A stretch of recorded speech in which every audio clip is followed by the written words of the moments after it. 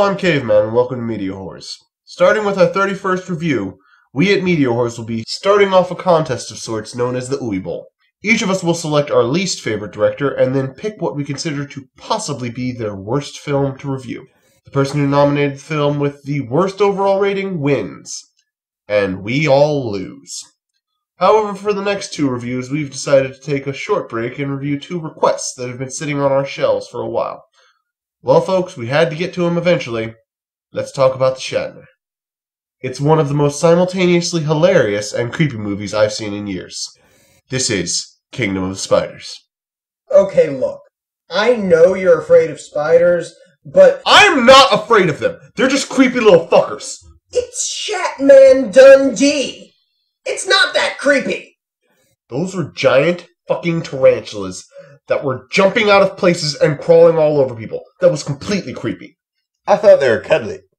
I understand that some people have an irrational fear of spiders, but this was still one of the most entertainingly bad horror movies I've ever seen.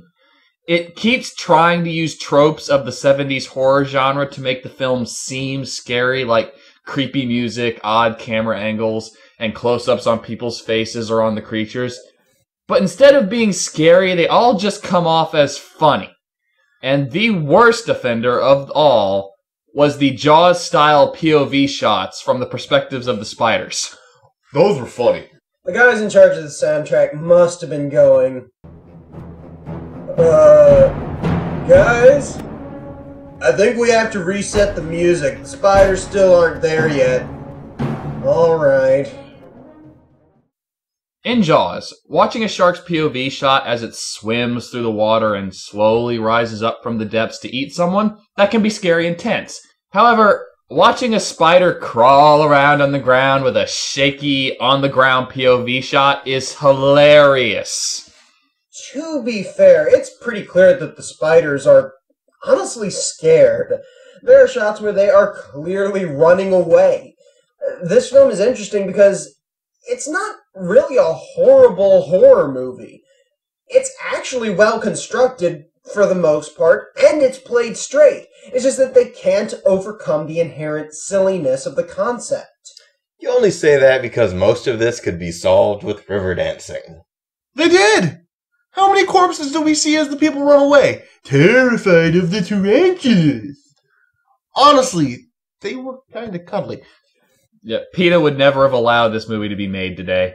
Yeah, you can't argue that no spiders were harmed in the production of this film. You also can't say that any careers weren't harmed in the production of this film. Hey, if you're talking about Shatner, he did that to himself after Star Trek. Regardless, this is apparently the movie where Shatner was bitten by a radioactive Walker Texas Ranger. I don't think his career was improved by this movie. This movie needed two sets of graves, one for the spiders, and one for the various careers that died with this film. I would argue that this film is, worth watching with a group. I mean, yeah, the film is silly and overall pretty bad, but it was enjoyable and pretty hilarious. Especially if you have a group of people who are good at riffing movies. Honestly, I fell over laughing several times due to the things that were being said. No, Shatner's acting was okay. It's not Star Trek bad, but it's close. Who the hell talks like this unless they're constipated? But also, I don't think this movie was particularly well thought out. I mean, the hero is a veterinarian. Fuck you! So you're saying that he was actually Walker Texas Speyer. And beyond that, a lot of the stuff that the spiders are doing in this film does not logically make sense. No, it doesn't. For one thing, it should be said that spiders are not the most aggressive creatures. I looked it up, and apparently they had to use fans and other techniques to force the spiders to come near the actors. And you can see that from all the shots of spiders running away. It doesn't help that the writing is also pretty clumsy. I'm not going to spoil it, but... What the fuck?! Yeah, you've written yourself into a corner when that's your ending. Hey, I kind of liked it. Well, of course you did! It was the cherry on top of the what the fuck sundae! And it was such a good Sunday. The spiders crashed an airplane! Hey, that was brilliant. Don't question it. It's Black Widow down! Plus, the spiders seem to spread via mitosis. It didn't make sense for there to be that many of them. Even the movie acknowledged that fact. You know what the best part of that was? It showed that the spiders were hyper-intelligent and organized, even though they never tell us that. How do I know this? One of the spiders heard the plan to poison the nest with pesticides and told the rest. So they formed a posse and attacked the plane and crashed it, which is harder than it sounds because there was still a pilot inside. I saw something on the wing of the plane. They went for the neck. I kept saying to myself, Use the barrel roll. because at the speed the pilot was traveling, the spiders would have been ripped off. It's raining spiders. Oh, God! Okay, before we go any further, we should probably try to lay out some of the premise of Shatner Man one more day. Apparently, what we have are spiders that have been mutated by pesticides. I wish I was joking. I'm not. Just go with it. So now, they're extremely poisonous and each can kill a person with just a few bites. However, it apparently takes an army of them with goddamn assault rifles to kill Shatner Man, because in one scene, he was swimming through them, and he was perfectly fine a few seconds later. And we can only come up with one explanation for this. They were in cahoots. Oh yeah, I'm pretty sure he was sleeping with the Spider Queen. So, you're arguing that Shatner was sleeping with some alien, inhuman queen? That's just preposterous. I know, Shatner's one of the most chaste guys in the history of television, but she is sexy, I assume. 8 legs and they're very bendy.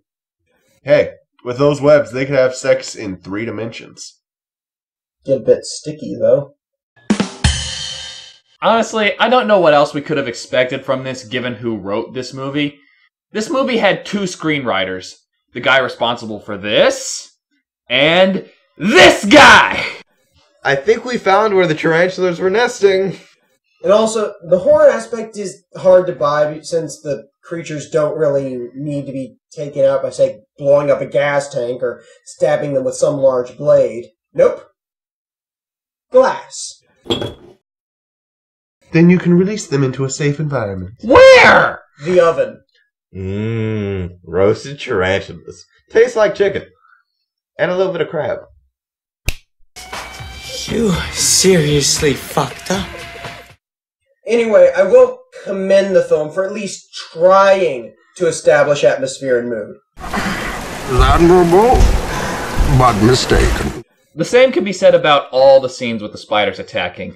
The way they were shot and the incredibly silly music just undercuts any tension those scenes were supposed to have. Remember when they attacked the car? Yeah! That was stupid.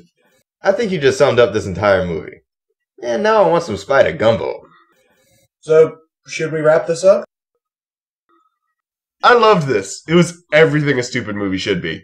Was it good? No! It really wasn't. It was stupid and silly, but I still enjoyed it. For enjoyment, I give it an 8. As a film, I give it a 4. So I'll give it a 6. Late night double feature. I just gave 3 ratings. This film is, in my opinion, the very definition of a so bad it's good film.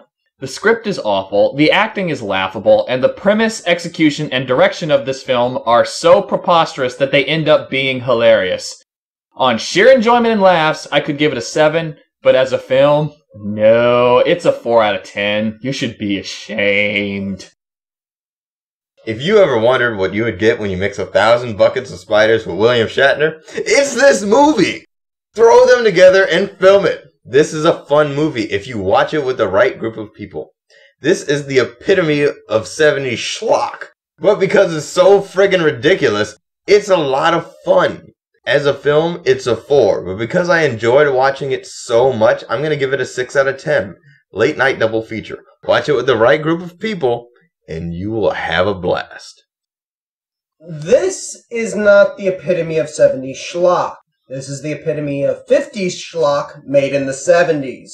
It's not horrible, it's not the giant claw bad, and everybody's touched on this, there is a big difference between the overall quality of a film and the overall enjoyability of a film. And this film is a shockingly skewed example of this. I talked about this in Blood Rain, where I felt that the enjoyability was higher than the quality. Slightly. This was enjoyable. The acting wasn't actually as bad as I may have suggested. It's more the fact that the actors are trying so hard to be serious about what comes off as being a catastrophe of silly. But in terms of quality, this film strays so far from its original intention and so misses the mark that I really have to give it a 3 out of 10.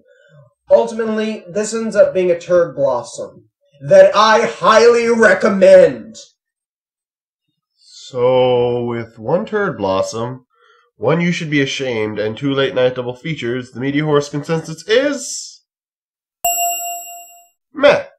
So I'm gonna go kill it with fire. Later, folks! I do with William Shatner. We drink a couple of brews, go to the laundry matter.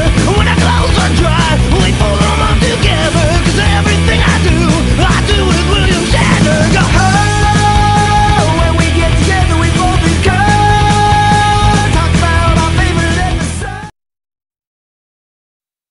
And I have 5 bodies hidden under my house.